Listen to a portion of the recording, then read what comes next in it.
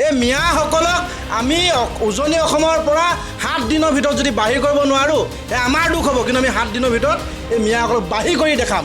অসমীয়া মানুহৰ বৰ্তমান অসমৰ স্থান নাইকিয়া হৈছে। মাৰোৱাৰী সম্প্ৰদায়ৰ লোকসকলে অসমীয়া মানুহক অত্যাচাৰ কৰিব, বিহাৰী মানুহে তিনিচুকীয়াত অসমীয়া মানুহ মাৰিব। আজিৰ ঘটনা নহয়, বাৰম্বাৰ অসমত হৈ আছে, যাতে অনাগত দিনত আমি মিয়া খেদিম, তাৰপিছত যাতে মিয়াক আপোনালোকে আদৰি নানে।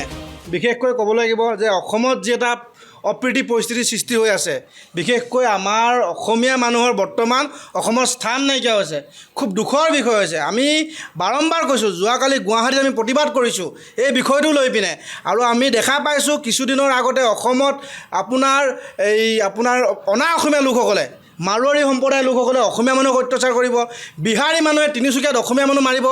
আৰু দেখা পাইছোঁ আমাৰ ঢিঙত অসমীয়া আমাৰ নিজৰ ছোৱালী এজনীক তেওঁলোকে মাৰপিট অত্যাচাৰ কৰিব, বলৎকাৰ কৰিব।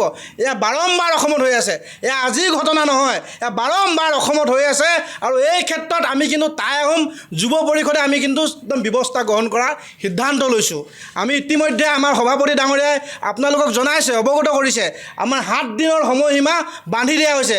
এই মিয়াসকলক আমি উজনি অসমৰ পৰা 7 দিনৰ ভিতৰত যদি বাহিৰ কৰিব নোৱাৰোঁ আমাৰ দুখ হ'ব, কিন্তু আমি 7 দিনৰ ভিতৰত এই মিয়াসকলক বাহিৰ কৰি দেখাম। আৰু লগতে আপোনালোকক আমি আহ্বান জনাইছোঁ, আপোনালোকৰ সংবাদ মাধ্যমৰ যোগেদি আমাৰ অসমীয়া ৰাইজসকলক, যিসকল আমাৰ খিলঞ্জীয়া থলুৱা ৰাইজ আছে, তেওঁলোকক আহ্বান জনাইছোঁ, আমাৰ সৰু ডাঙৰ প্ৰতিটো কাম আমি নিজে কৰিব শিকিব লাগিব। আমাৰ নিজৰ অসমীয়া মানুহে নিজৰ পথাৰখনত হাল বাবলৈ শিকিব লাগিব, ধান ৰুব শিকিব লাগিব, পকা মিস্ত্ৰীৰ কাম কৰিব শিকিব লাগিব, ডাঙৰ ডাঙৰ অফিচাৰ থাকিবই লাগিব। তাৰোপৰি কিন্তু আমি প্লাম্বাৰ বনিব লাগিব। আমি সকলোকে আহ্বান জনাইছোঁ, যাতে অনাগত দিনত আমি মিয়া খেদিম, তাৰপিছত যাতে মিয়াক আপোনালোকে আদৰি নানে। আমাৰ উজনি অসমৰ প্ৰতিজন ব্যৱসায়ীক কৈছোঁ, অনাগত দিনত আপোনালোকে যাতে পুনৰবাৰ মিয়াক আদৰি নানে, এয়া আমাৰ আহ্বান থাকিব। আৰু লগতে আৰু এটা কথা ক'ম, এই বিধায়ক, এই ৰচিদ বুলি কোৱাজনক, এই বিধায়কজনক, তেওঁ বিধায়ক যে হৈ আছে, তেওঁ কি মিয়া ভোটেদি বিধায়ক হৈ আছে নেকি? অসমত এইটো উপস্থাপন হৈ গৈছে, আব্দুল ৰচিদে মিয়া ভোট লৈ পিনে অসমত তেওঁ MLA হৈ আছে। প্ৰথম কথা, তেওঁ MLA পদটো কৰ্তন কৰিবলৈ আমি টাই আহোম যুৱ পৰিষদে আমি দাবী উত্থাপন কৰিছোঁ। আৰু লগতে কংগ্ৰেছৰ যিসকল অসমত সভাপতি, তেওঁলোকে বৰ্তমান APCCৰ যি সভাপতি হৈ আছে, বা দিল্লীত যিসকল সভাপতি হৈ আছে, তেওঁলোকে এক ৰচিদ নিচিনা বিধায়কক বহিষ্কাৰ কৰাৰ দায়িত্ব ল'ব লাগিব। নহ'লে উজনি অসমত গৌৰৱ গগৈক জিকাই যিদৰে আহোমে পঠাইছিলে, হৰাবলৈ কিন্তু বেছি সময় নালাগিব।